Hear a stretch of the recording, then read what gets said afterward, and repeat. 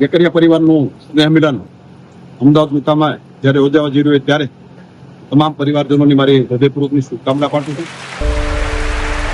જય જય સરદાર. અને દાતાઓના સન્માન થતા હોય છે, પણ બાપ અને દીકરાનું સન્માન થાય નહીં આ વેકરિયા પરિવાર. આશા રાખીએ કે પાછું ઘનશ્યામભાઈ ત્રીજી પેઢી આવે તમારું સન્માન અમે જોરદાર કરીએ.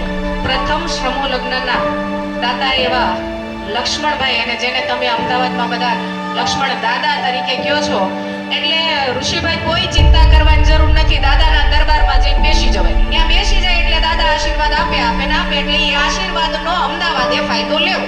એવા જ બીજા દાતા શ્રી છગનભાઈ.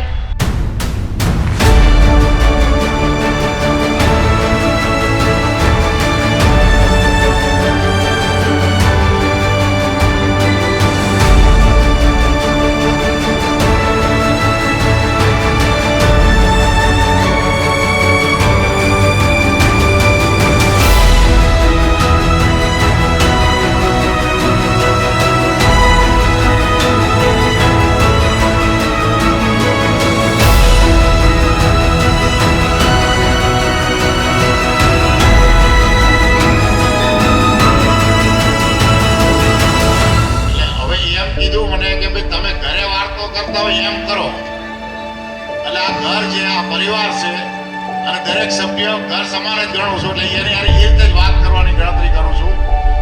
આજના સમયમાં પરિવારમાં સંવાદ, સમજણ અને સહકાર ખૂબ જરૂરી છે. જો આપણે એકબીજા સાથે જોડાયેલા રહીશું તો આવનારા સમયમાં કોઈ પણ પડકારનો સામનો સરળતાથી કરી શકીશું. પરિવાર કેવો હોવો જોઈએ? એકબીજાને સમજી શકવાની તાકાત હોય, એકબીજાને સહન કરવાની તાકાત હોય, તો ત્યારે જ સંયુક્ત પરિવાર શક્ય બને છે.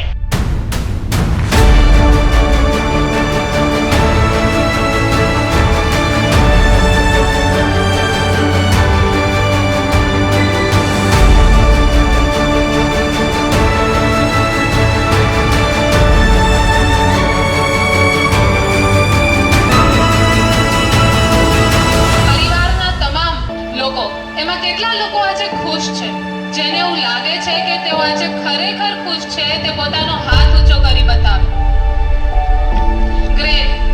ના વર્ષો પહેલા વેકરિયા પરિવારના સંગઠનના બીજ સૌ યુવાનોએ આપ સૌ વડીલોના માર્ગદર્શન હેઠળ રોપ્યા અને ગણતરીના વર્ષોમાં જે બીજ એ વટવૃક્ષ બની ગયું. જેવો તમારો રણકો હશે ને એવી મારી વાત હશે. જય સરદાર. વાહ.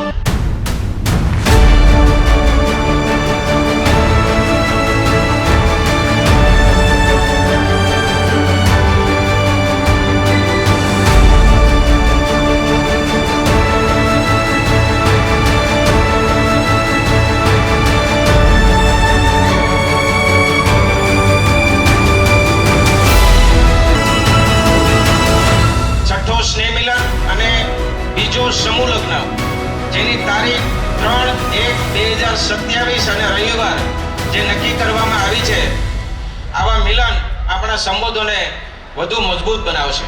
આભાર, ધન્યવાદ. જય સરદાર, જય વેકરિયા પરિવાર.